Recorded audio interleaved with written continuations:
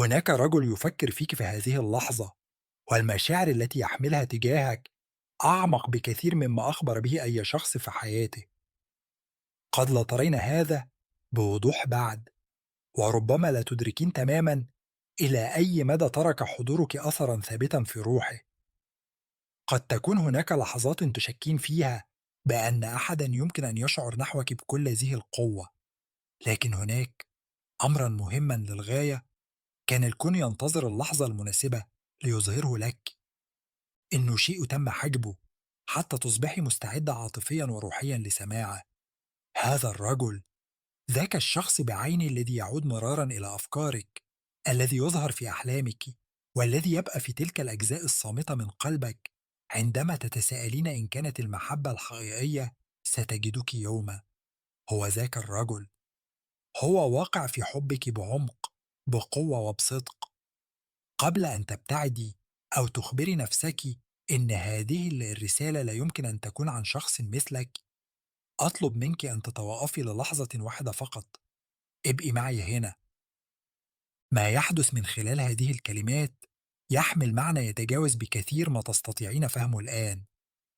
الكون لا يعمل بالصدفة. التوقيت الروحي الذي أوصلك إلى هذه الرسالة في هذا الوقت تحديدا وفي هذا اليوم بالذات لم يحدث بلا قصد. لقد قدت إلى هنا لأن هناك حقيقة لم تكوني قادرة بعد على رؤيتها بوضوح. إنها حقيقة عن الحب، عن اتصال عميق، وعن رجل أكبر بكثير في مشاعره تجاهك مما تدركين. هنا تصبح الرسالة لطيفة جدا وحذرة. هنا يجب أن تشارك الحكمة بصبر وعناية شديدين. هناك تعقيد في هذه الحالة. هناك مستوى في هذا الاتصال منع هذا الحب من الظهور بشكل كامل في العالم المادي. عندما تصلين إلى نهاية هذه الرسالة ستفهمين أخيرا ما الذي كان يقف في الطريق ويمنع هذه العلاقة الرائعة من أن تصبح واقعا كاملا. لقد شعرت به، أليس كذلك؟ كانت هناك أوقات بدا فيها إن الطاقة بينكما مختلفة، كأنها مشحونة كهربائيا في كل مرة يكون هذا الشخص قريبا منك. كانت هناك نظرات طلب بقاؤها أكثر مما يجب. كانت هناك أحاديث شعرت بأنها أعمق بكثير من الكلمات التي قيلت. وكانت هناك لحظات بدا فيها أن الصمت نفسه يحمل معنى مهما. وفي وقت متأخر من الليل عندما كنت مستيقظة في سكون غرفتك ربما تساءلت إن كان ما شعرت به حقيقيا أم أنك تخيلت. دعيني أوقف هذا الشك فورا. ما شعرت به حقيقي تماما. هذا الاتصال ليس شيئا اختلقه عقلك. روحك شعرت بشيء حقيقي بينما كان عقلك المنطقي يحاول إيجاد تفسيرات. الحقيقة أن حدسك كان على حق طوال الوقت. هذا الرجل يحمل مشاعر تجاهك يصعب عليه هو نفسه فهمها بالكامل. هناك لحظات تفاجئه قوة عواطفه. هو لم يخطط لهذا. لم يستيقظ يوما ويقرر إنه سيقع في حبك. حدث الأمر ببطء وبشكل طبيعي دون أي جهد، كما تشرق الشمس دون أن تطلب الإذن من أحد. شيء فيك دخل ذهنه وغير شيئا عميقا فيه. منذ ذلك الحين يحمل في قلبه شعلة هادئة لكنها قوية جدا، شعلة ترفض أن تنطفئ مهما حاولت الحياة أو الظروف الصعبة إخفائها. قبل أن نكمل، هناك شيء بالغ الأهمية يجب أن تفهميه. التعقيد اللي بينك وبين هذا الرجل لا يعني إن هذا الاتصال خاطئ أو إنه خطأ. ليس دليلا على إنكما لستما مقدرين لبعضكما. كثير من الناس يعتقدون أن الحب الحقيقي يأتي بلا صعوبات، بلا شكوك، بلا تحديات. لكن نوعا أعلى من الحب، ذلك الذي تقوده قوة أعظم من مجرد الحظ، غالبا ما يأتي ومعه تعقيدات. هذا لا يحدث لعقابك، بل لحماية هذا الاتصال وللتأكد من أن القلبين مستعدان حقا لتلقي ما سيعطى. لقد راقبك الكون طويلا. رأى الأدعية الصامتة التي همست بها عندما شعرت أنك وحدك. لاحظ الدموع التي بكيتها عندما ظننت أن أحدا لا يفهم ألمك. رأى كيف أحببت الآخرين بعمق أحيانا أكثر مما أحبوك هم، رأى كيف بقيت أطول مما كان عليك، وكيف آمنت بالناس حتى عندما لم يؤمنوا بأنفسهم، ومن خلال كل ذلك تشكل قلبك واستعد. قدرتك على الحب نمت، وقد تم إعدادك لشيء أكثر صدقا وثباتا وواقعية. هذا الرجل جزء من هذا الإعداد، لكن الجدار الذي بينكما يجب أن يفهم قبل أن يزال. ما تحصلين عليه الآن ليس مجرد رسالة بسيطة لتخليك تشعرين بالرضا لبضع دقائق، إنه أعمق بكثير من ذلك. كل كلمة هنا تهدف إلى تحريك شيء في داخلك لمساعدتك على رؤية الوضع بوضوح، وفتح أبواب بقيت مغلقة وقتا طويلا. أثناء تلقي هذه الكلمات أريدك أن تخبري نفسك بهدوء إنك مستعدة، مستعدة لفهم الحقيقة عن حياتك العاطفية حتى لو بدت فوضوية بعض الشيء، مستعدة للحصول على الوضوح بدلا من الارتباك، مستعدة للثقة بما شعر به قلبك.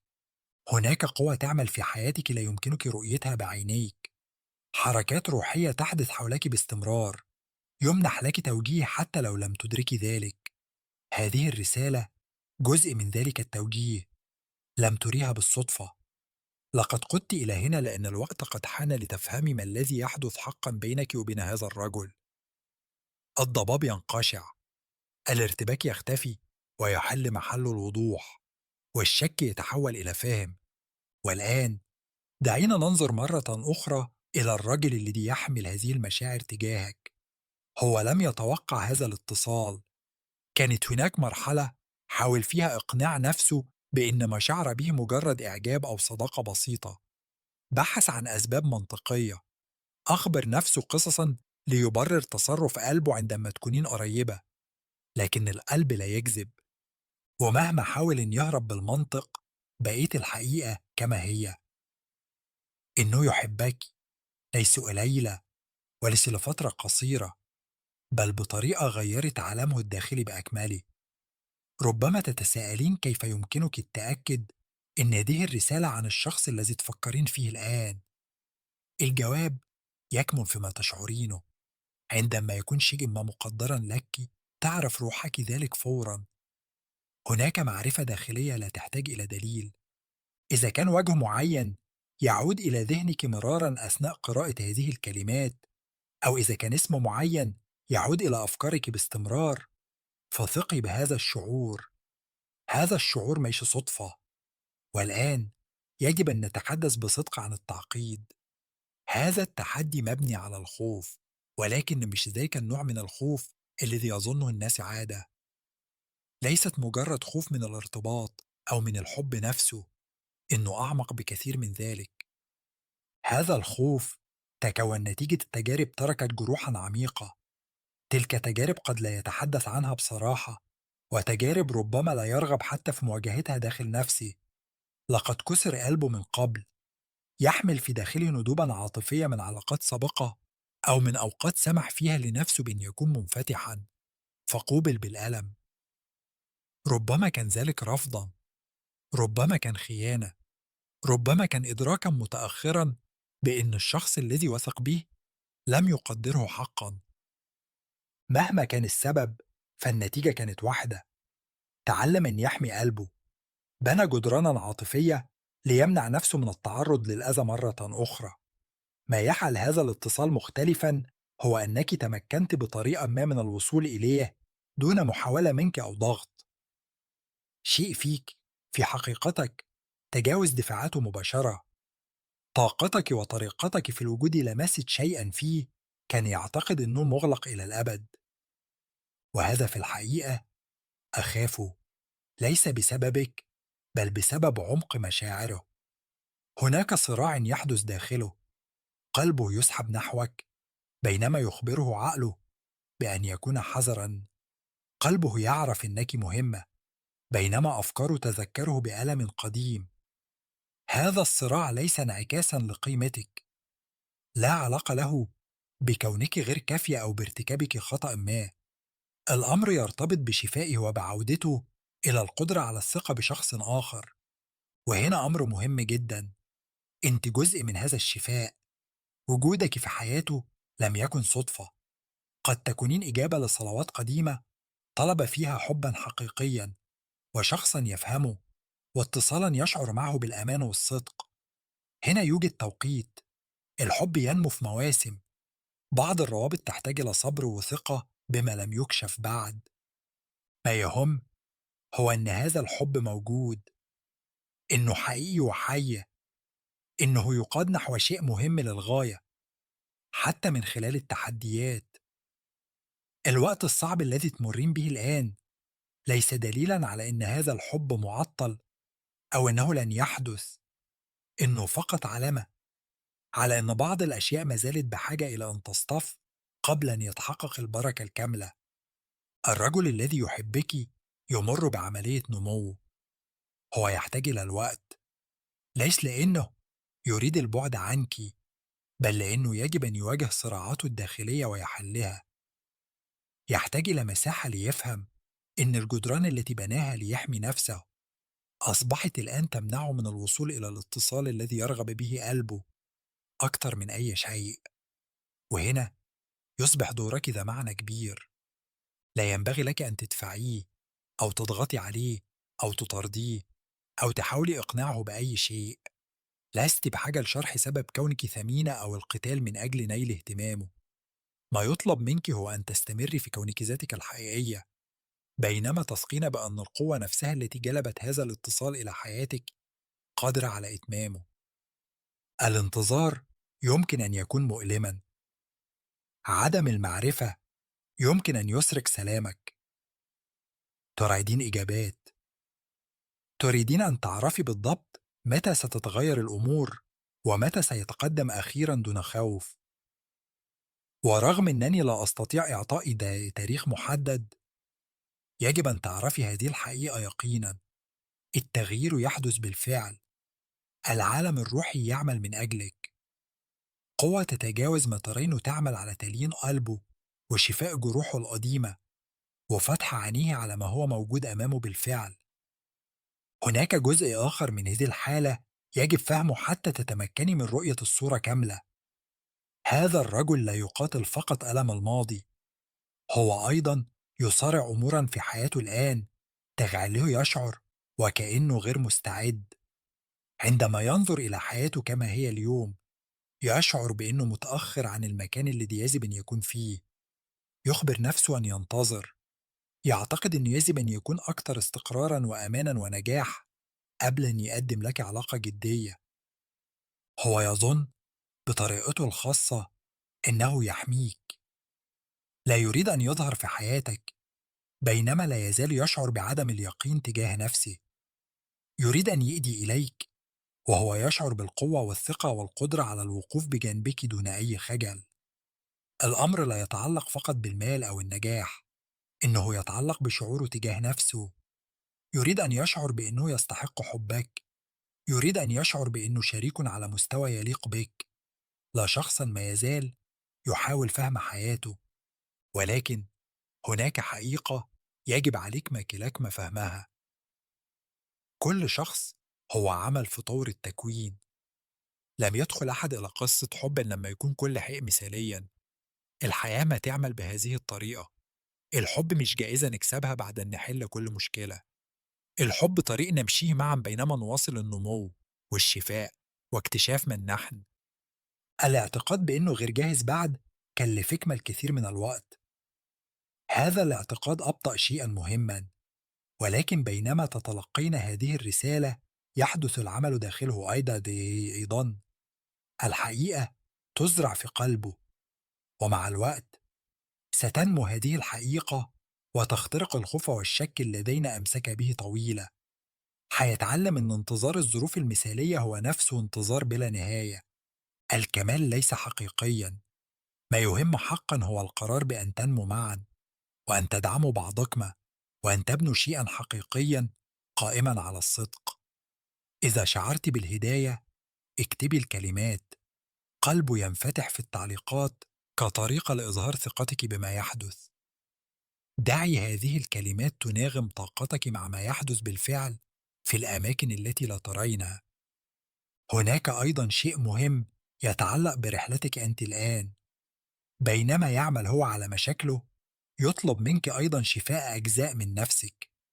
هناك أوقات تتساءلين فيها إن كنت فعلا تستحقين نوع الحب الذي تتمنينه.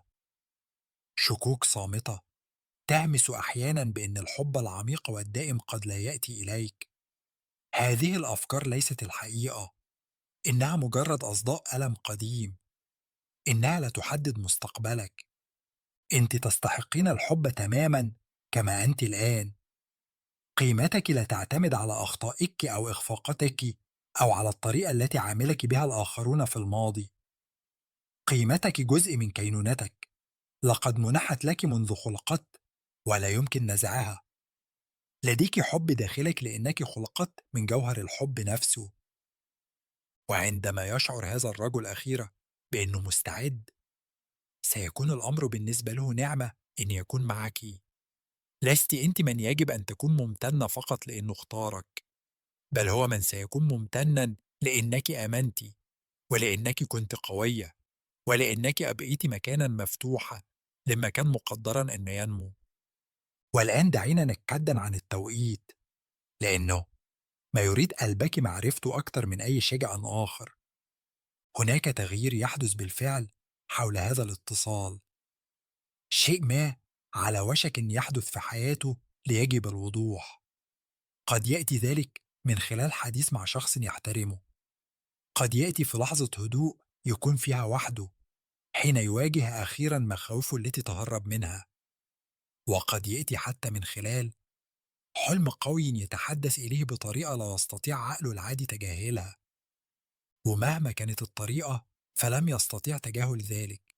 وعندما يحدث هتلاحظين التغيير. هيبدأ ابتعاده بالتلاشي، هيصبح تردده أكتر ليونة، هيبدأ في إيجاد أسباب للتحدث معاكِ، ولحظات ليكون قريبا منك، وطرقا ليقول ما شعر به دائما لكنه وجد صعوبة في وضع في كلمات. صبرك خلال هذا الوقت ليس علامة ضعف، إنه علامة ثقة. أنت تختارين الإيمان بدل الخوف، تؤمنين بأن ما بدأ في حياتك سيكتمل. نحن نذكر دايما بأن ما بدأ بهدف لن يترك في منتصف الطريق. هذا ينطبق على علاقاتك وعلى البركات المكتوبة لك. عندما يحاول الشك الدخول، افهمي أن الشك غالبا يأتي من خيبات الماضي. من الطبيعي أن تكوني حذرة، لكن اسألي نفسك: ماذا ستخسرين فعلا إن اخترت أن تؤمني؟ فتح قلبك للأمل لا يجعلك سذجة، إنه يجعلك شجاعة. الإيمان لا يحتاج إلى دليل قبل أن يتحرك. إنه يطلب منك فقط الثقة بأن الأمور الجيدة تعمل معا، حتى لو لم تري الخطة الكاملة. هذا النوع من الثقة يزيل الجدران التي شعرت يوما إنها لن تتحرك أبدا. هناك وعد لك عليك الاحتفاظ به في قلبك، إنه يتحدث عن سلام وغاية ونهاية معدة لك مسبقة. أنت لا تتجهين نحو فوضى، أنت تتجهين نحو مستقبل صمم بخطة. هذا الرجل جزء من ذلك المستقبل. التأخير الذي تشعرين به مش خطأ، إنه جزء من العملية التي تعدك اللكمة لمساعدي. كل توقف له معنى، كل لحظة انتظار تبني قوة ووضوحة. إذا ما زلت تنصتين الآن فليس هذا صدفة. الكثير من الناس يبتعدون عن رسائل كهذه لأنهم غير مستعدين لها، لكنك بقيت، وهذا يظهر إنك منسجمة مع هذه الرسالة. اكتبي الكلمات أثقب التوقيت كتعبير عن الإيمان. عندما تقولين ذلك تختارين الصبر بدل القلق والثقة بدل محاولة السيطرة على كل حاجة. افهمي هذا أخيرا بوضوح شديد. الحب الذي يشعر به هذا الرجل تجاهك ليس حبا عاديا. أنت لست مجرد شخص آخر في حياته، أنت تشغلين مكانا في قلبه يشعر معه بالأمان والأهمية العميقة.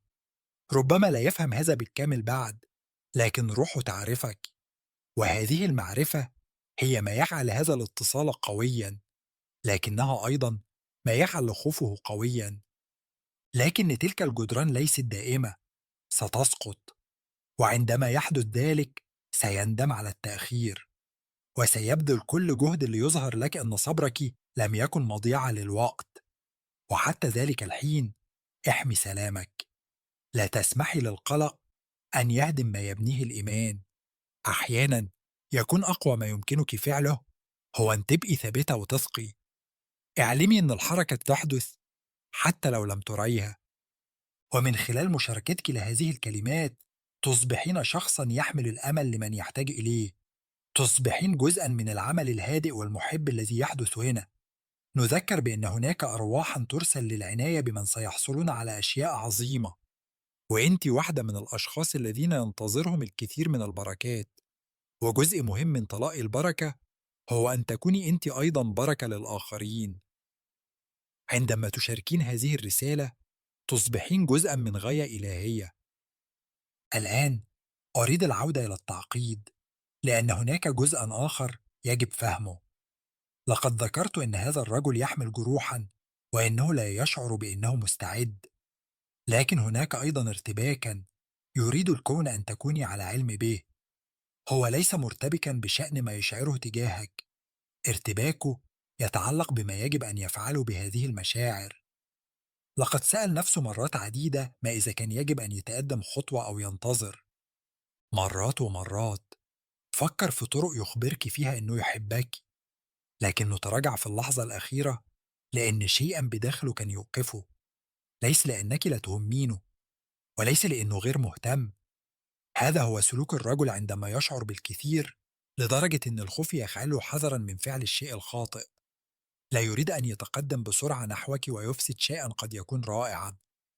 لا يريد أن يفتح قلبه قبل أن يعرف أنه قادر على إعطائك الالتزام الذي تستحقينه. تأخيره في الحقيقة علامة على مدى احترامه لك. هو يأخذك بجدية، لا يراك كخيار مؤقت، يراك كشخص يمكنه معه بناء مستقبل حقيقي. وهذه الفكرة جعلته شديد الحذر في أفعاله معك. الكون يريد أن يفهم شيئا مهما، وربما يصل إليه هذا الفهم لأنك تسمعين هذه الكلمات الآن. الحب دائما يحمل مخاطرة. الانتظار حتى لا يبقى أي مخاطرة يعني اتخاذ قرار بعدم الحب أبدا. الانفتاح الذي يخيفه هو في الحقيقة الباب نحو أعمق رابطة يمكن أن يعيشها. وحتى يجد الشجاعة ليعبر ذلك الباب سيبقى في الخارج يراقب الحب الذي يخاف جدا من الإمساك به.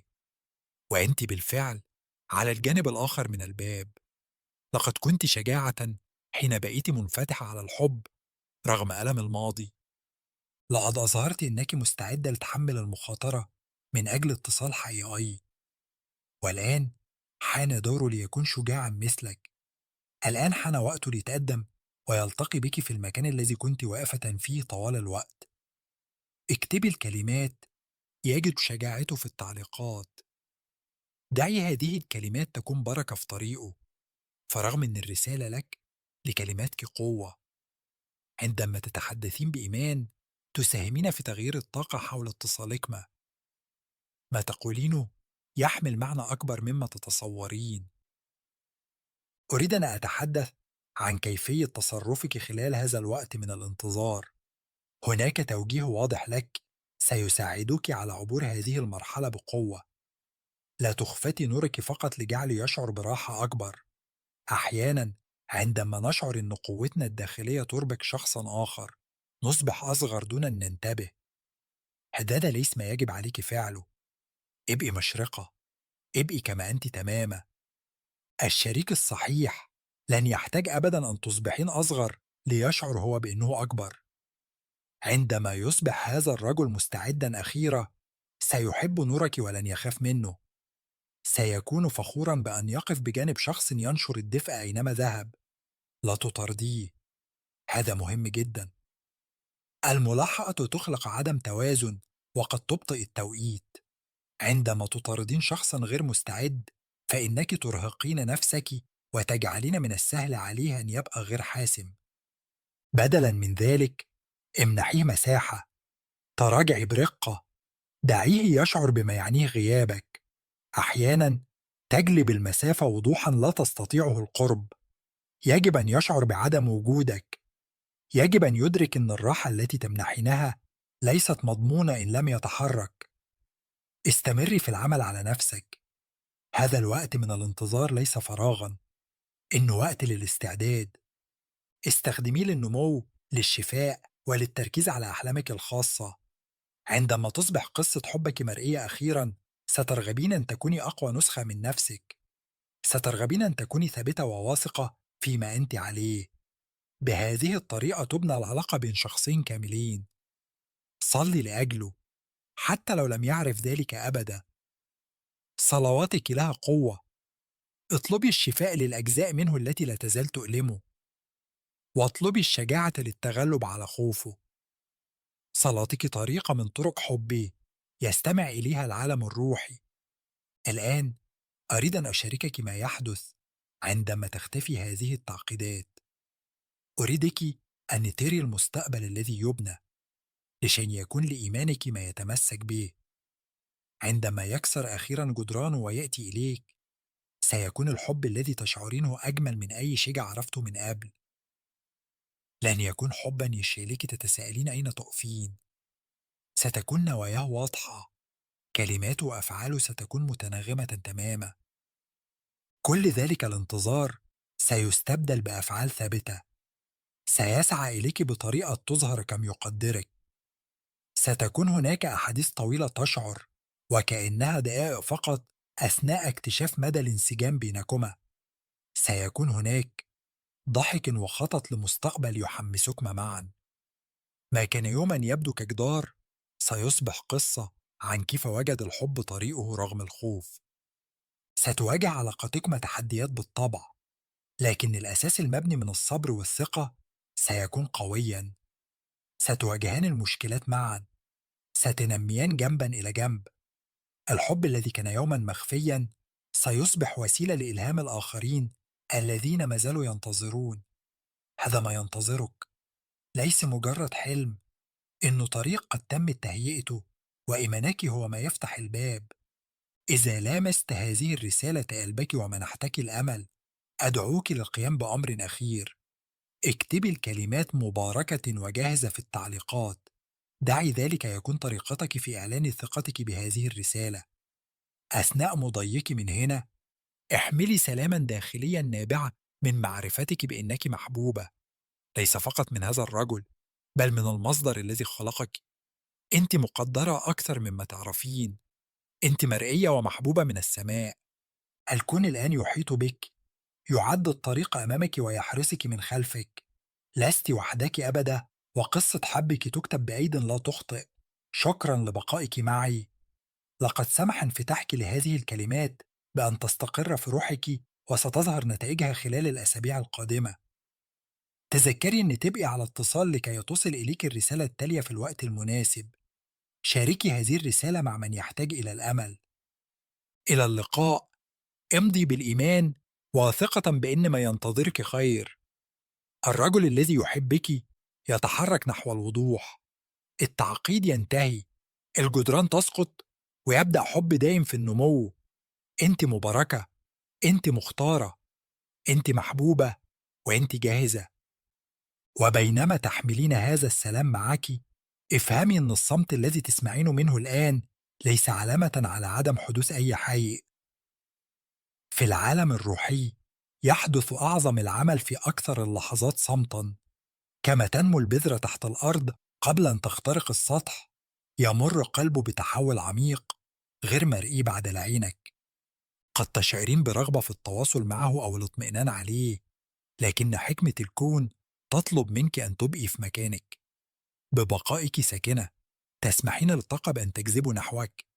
عندما لا تطاردينه، يضطر إلى مواجهة المكان الذي كنت فيه، وفي ذلك المكان يجد الدافع ليتغلب أخيرا على مخاوفه. هذه المرحلة من الرحلة هي التي تصبح فيها قوتك الداخلية أعظم أدواتك. تتعلمين أن سعادتك لا تعتمد على توقيته، بل على ارتباطك بالحب الذي يعيش في داخلك بالفعل. قريبا جدا ستبدأ الأجواء بالتغير بطرق يمكنك الشعور بها. قد تلاحظين علامات صغيرة أو مصادفات تذكرك به كثيرة. قد تسمعين أغنية تتحدث إلى وضعك، أو ترين رموزا تبدو كأنها إشارة من القدر. هذه ليست أحداثا عشوائية، إنها علامات تخبرك بأن المسافة بينكما تضيق. الرجل الذي تراجع سابقا يبدأ بإدراك أن خطر فقدانك أكبر بكثير من خطر أن يكون ضعيفة. يبدأ برؤية أن حياته تبدو ناقصة دون النور الذي تدخلينه إليها. الجدران التي بناها ليحمي نفسه لن تكسر بالقوة، بل ستذوب بفعل دفء الحب الذي يشعر به نحوك. إنه يستعد لأول الحقيقة، ولأن يكون صادقا بشأن ماضيه، وليخبرك لماذا ابتعد طويلة. وعندما يتخذ خطوته أخيرة سيكون ذلك مع شعور جديد بالهدف. لن شئتك بالمزيد من الأعذار أو الارتباك، حييتي برغبة في بناء شيء يدوم. ستجدين رجلا نما من خلال معاركه وأصبح مستعدا ليكون الشريك الذي استحقته دائما. هذا الارتباط مقدر له إن يكون مكان راحة لكما معا، علاقة لا تحتاجين فيها إلى القتال لتري أو تسمعي. وبينما تنتظرين أن يكتمل آخر جزء من اللغز، استمري في التنفس بعمق، وابقي في حالة امتنان. أشكري الكون على الحب الذي هو بالفعل في طريقه إليك. اشكري الإله على الشفاء الذي يحدث في قلبه وقلبك. قصتك تتحرك نحو اختراق جميل، وكل ما مررت به سيصبح ذا معنى قريبة. لقد قمت بالعمل الصعب، المحافظة على الإيمان، والآن تبدأ المكافأة في التفتح.